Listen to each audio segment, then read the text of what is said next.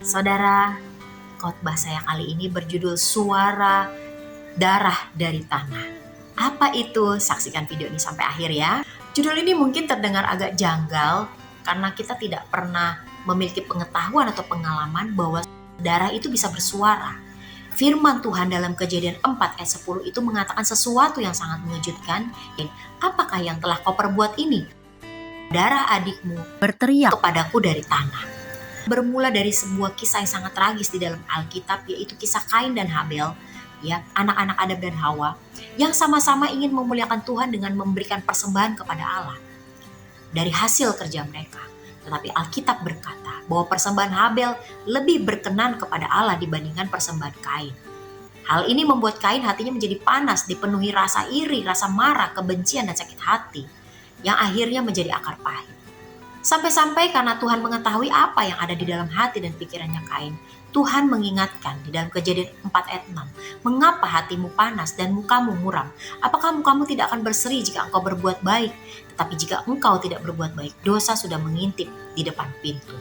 Tuhan tahu dosa sedang mengintip di depan pintu hatinya Kain. Iblis merencanakan sesuatu agar Kain benar-benar jatuh ke dalam dosa.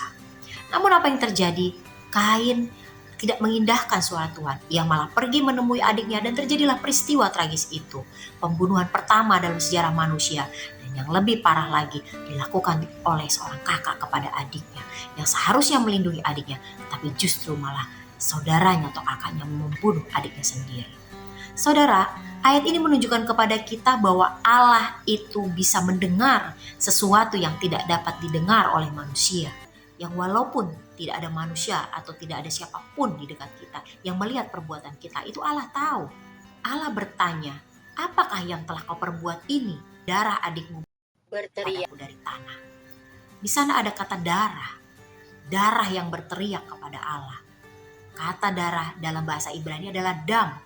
Kata ini bukan hanya menunjuk pada darah secara fisik yang ada dalam tubuh, tapi juga melambangkan kehidupan atau nyawa. Hal ini ditegaskan juga dalam Imamat 17 ayat 11 yang mengatakan bahwa nyawa makhluk ada di dalam darahnya. Lalu ada kata tanah, ya, yang berasal dari bahasa Ibrani Adamah. Ya, tanah menjadi tempat kita berpijak, sumber kehidupan kita ada di tanah. Suara darah dari tanah berarti teriakan, permohonan, jeritan dari orang-orang yang diperlakukan tidak baik, dari orang-orang yang dirampas kehidupannya di bumi ini. Mereka berteriak kepada Allah. Ada pertanyaan Allah kepada Kain, ya. Apa yang kau perbuat? Seringkali Allah bertanya kepada kita mungkin saja baru menyadari bahwa sebenarnya kita tidak melakukan apapun untuk kemuliaan Tuhan. Tuhan bertanya kepada kita karena kita sudah melakukan pembunuhan, ya, kepada sesama. Kita dapat membunuh karakter, kita dapat membunuh jiwa, ya, bahkan membunuh rohani orang lain lewat perkataan kita yang menyakitkan, lewat sikap kita yang merendahkan orang lain, yang membuat orang lain kehilangan semangat dan motivasi dalam hidupnya. Cerita Kain dan Habel ini tidak hanya cerita masa lalu, tapi juga ada di zaman sekarang, di masa kini. Kain modern yang melakukan pembunuhan kepada manusia lain, melakukan kekejaman, ketidakadilan, ya, terhadap sesamanya. Kain modern tidak menyadari bahwa orang-orang yang menjadi korban ketidakadilan itu akan berteriak kepada Allah, akan mengadu kepada Allah.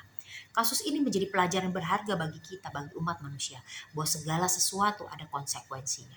Saudara-saudara, kisah ini mengingatkan kita bahwa segala sesuatu yang kita lakukan tidak benar-benar tersembunyi di hadapan Allah. Allah melihat semuanya, Allah mengetahui semuanya. Dan Allah adalah hakim yang adil. Karena kita dipanggil untuk hidup dengan hati yang benar di hadapan Tuhan. Dan kita harus bersyukur, Yesus pernah mati untuk kita, mengorbankan dirinya. Darahnya tercurah untuk menjadi penebusan bagi kita. Maka darah Yesus yang penuh kasih memberikan pengampunan kepada kita. Mari kita hidup di dalam kasih seperti kasih Kristus, bukan di dalam kebencian. Jadilah Habil-Habil rohani yang melayani Tuhan dengan totalitas, memberikan yang terbaik dari segala apa yang ada pada dirinya. Jangan jadi kain modern yang akhirnya melawan Allah dan akhirnya mengkhianati kepercayaan, kehidupan yang sudah Tuhan berikan. Tuhan memberkati kita. Shalom.